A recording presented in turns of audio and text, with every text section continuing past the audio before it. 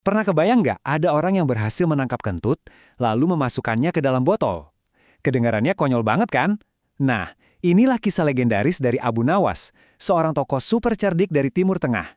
Dia ini bukan cuma pintar, tapi seorang trickster sejati. Seseorang yang pakai otaknya buat ngelawan kekuasaan dengan cara yang super kreatif.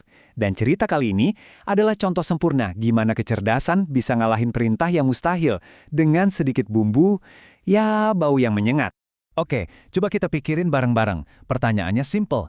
Gimana caranya menangkap angin? Mustahil kan? Nah, ini dia teka-teki utama yang harus dipecahkan sama pahlawan kita. Sebuah tantangan yang sengaja dibuat biar dia gagal, tapi justru malah melahirkan salah satu solusi paling jenius sekaligus paling absurd yang pernah ada.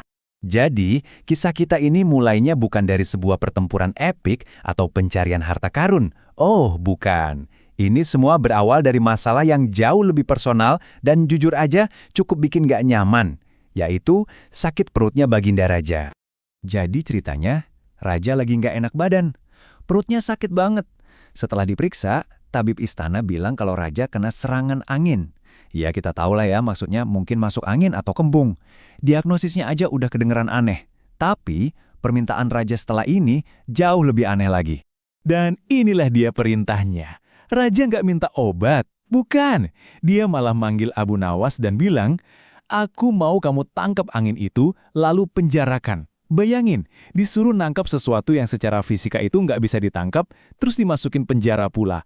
Ini sih udah jelas-jelas jebakan buat Abu Nawas. Seolah-olah tugasnya belum cukup mustahil, Raja cuma ngasih waktu 3 hari. 3 hari buat melakukan sesuatu yang nggak masuk akal. Pekanannya gila-gilaan kan? Kalau gagal, ya udah, siap-siap aja kena murka Raja. Dan gak ada yang mau berurusan sama Raja yang lagi marah. Nah, di tengah keputusasaan dan waktu yang makin mepet, gimana caranya Abu Nawas nemuin rencana briliannya?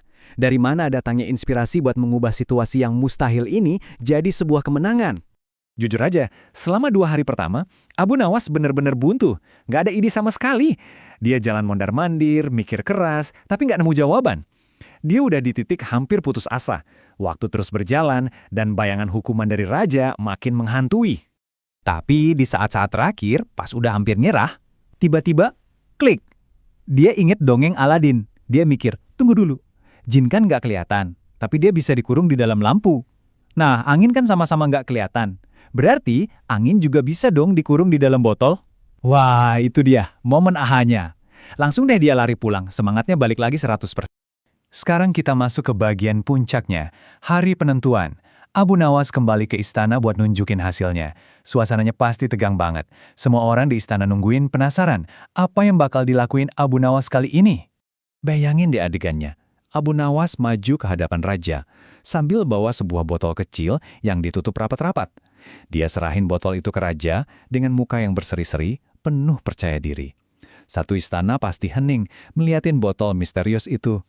Raja ngambil botolnya, dilihat dari kanan, dari kiri, di terawang, ya jelas kosong. Ini apa-apaan? Botolnya kosong begini, kata Raja mungkin dengan nada sinis.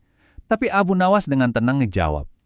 Angin memang nggak bisa dilihat Baginda, tapi buktinya ada di dalam. Kalau Baginda mau tahu, silahkan buka tutupnya. Dan inilah dia momen kebenarannya. Begitu Raja buka tutup botolnya, wush! Seketika itu juga menyebarlah bau yang luar biasa busuk. Bau kentut yang kata sumbernya begitu menyengat hidung. Raja kaget, langsung marah besar dan teriak, "Bau apa ini Abu Nawas?" Nah, ini dia bagian paling kerennya. Poin utamanya bukan soal lelucon kentutnya, tapi soal logika Abu Nawas yang sempurna, yang nggak bisa dibantah sama sekali, waktu dia harus membela diri di depan Raja yang lagi murka. Argumen Abu Nawas pada dasarnya begini.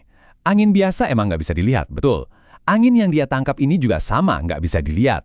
Tapi ada satu perbedaan penting. Angin yang ini punya bukti keberadaannya nggak bisa disangkal, yaitu baunya. Mungkin Anda nggak bisa melihatnya, tapi Anda pasti bisa menciumnya. Itu bukti otentik kalau di dalam botol itu ada angin. Dan inilah penjelasan pamungkasnya, sebuah mahakarya logika.